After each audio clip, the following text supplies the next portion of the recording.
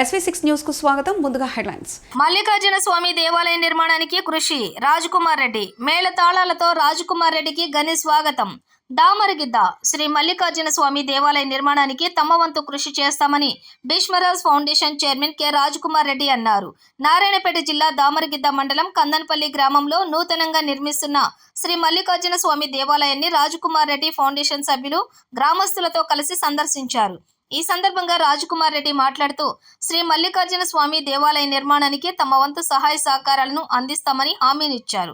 గతంలో మండలానికి చెందిన పద్మశ్రీ అవార్డు గ్రహీత దాసరి కొండప్పకు ₹1,00,000 విరాళం, బాపనపల్లిలోని నిర్మిస్తున్న శివాలయానికి స్లాబ్ నిర్మాణం తదితర అభివృద్ధి కార్యక్రమాలకు తమ ఫౌండేషన్ తరపున సహాయాన్ని అందించామని తెలిపారు. అదేవిధంగా పేద విద్యార్థులకు ల్యాప్టాప్లు, నోట్ పుస్తకాలు, దివ్యాంగులకు సహాయ సహకారాలు, క్రీడాకారులకు యూనిఫామ్లను అందజేసినట్లు పేర్కొన్నారు. తమ ఫౌండేషన్ ఆధ్వర్యంలో భవిష్యత్తులో మరిన్ని సేవా కార్యక్రమాలకు శ్రీకారం చుడతామని ఆయన తెలిపారు.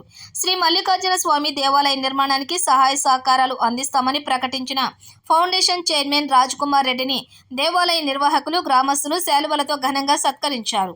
అంతకుముందు గ్రామ పురవీధుల నుండి ఫౌండేషన్ చైర్మన్ రాజకుమార్ రెడ్డికి డప్పు వాయిద్యాలు, మేళతాళాల నడుమ ఘన స్వాగతం పలికారు.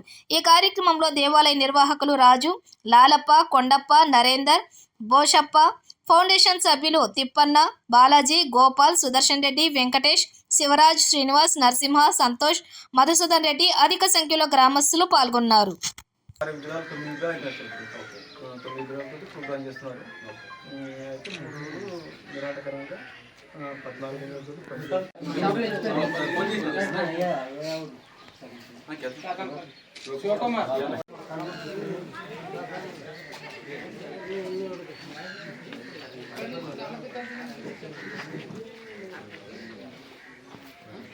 జిల్లా దామరగిద్ద మండలం కందినపల్లి గ్రామానికి సంబంధించి యాదవ సంఘం ఆధ్వర్యంలో శ్రీ మల్లికార్జున స్వామి దేవాలయం నిర్మించడం జరిగింది.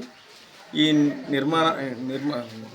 దేవాలయానికి సంబంధించి అభివృద్ధి కోసం శ్రీ రాజకుమార్ రెడ్డి భీష్మరాజ్ ఫౌండేషన్ గారిని కలవడం, సార్ మా అభివృద్ధి కోసం మీరు కొంత సాయం చేయాలని చెప్పడం వల్ల సార్ స్పందించి ఈరోజు మా గ్రామానికి వచ్చి తాను సహృదయంతో మా గ్రామానికి ఖచ్చితంగా మా దేవాలయానికి సాయం చేస్తానని ఒప్పుకోవడం జరిగింది.